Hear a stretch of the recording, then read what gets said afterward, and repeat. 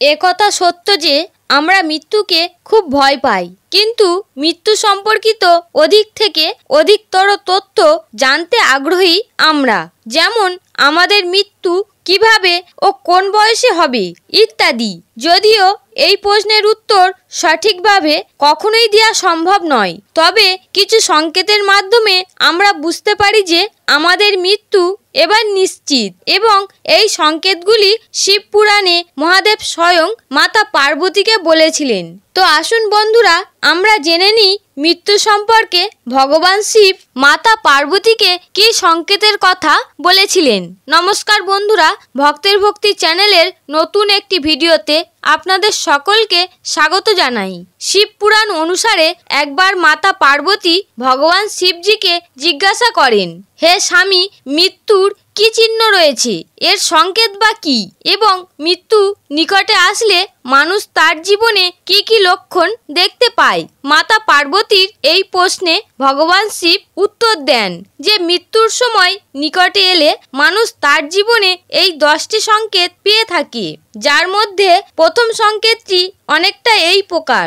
বন্ধুরা, আমরা মনে করি মৃত্যু অল্প কিছু সময়ের ক্রিয়া, কিন্তু আপনারা শুনে অবাক হবেন যে এমনটা কখনোই নয়, কারণ মৃত্যুর প্রক্রিয়া প্রায় 6 মাস আগে থেকেই শুরু হয়ে যায়। শিব পুরাণ অনুসারে মৃত্যুর আভাস সবার প্রথম আমাদের নাভিতে পায়, অর্থাৎ মৃত্যুর প্রথম প্রভাব সবার প্রথম নাভিচক্রের উপরেই পড়ে।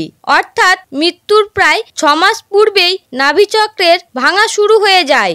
যদি কোনো মানুষ ওই নাভিচক্রের ভাঙার ইঙ্গিত পায়, তাহলে তাকে বুঝে নিতে হবে যে তার মৃত্যু নিকট। দ্বিতীয় সংকেত, শিব পুরাণ অনুসারে মৃত্যু নিকটে এলে মানুষ তার স্বপ্নে পূর্বপুরুষদের দেখতে পায়। এমনকি ওই মৃত্যু আসন্ন ব্যক্তি তার আশেপাশে তার পিতৃপুরুষদেরও অনুভব করতে থাকেন।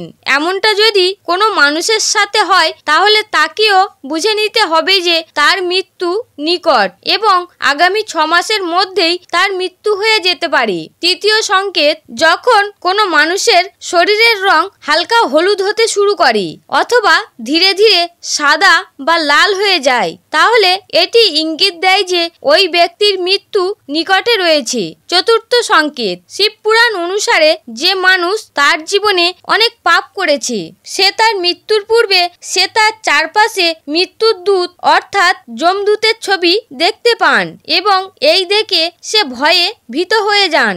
এরপর পঞ্চম সংকেত সম্পর্কে ভগবান শিব বলেন যে যখন মানুষ তার ছায়া জল, তেল ও আয়নায় দেখতে পান না অথবা দেখতে অসুবিধা হয়, তখন এটিও এক প্রকার মৃত্যুর ইঙ্গিত। আপনি বলতে পারেন যে তার মৃত্যু এবার নিকট।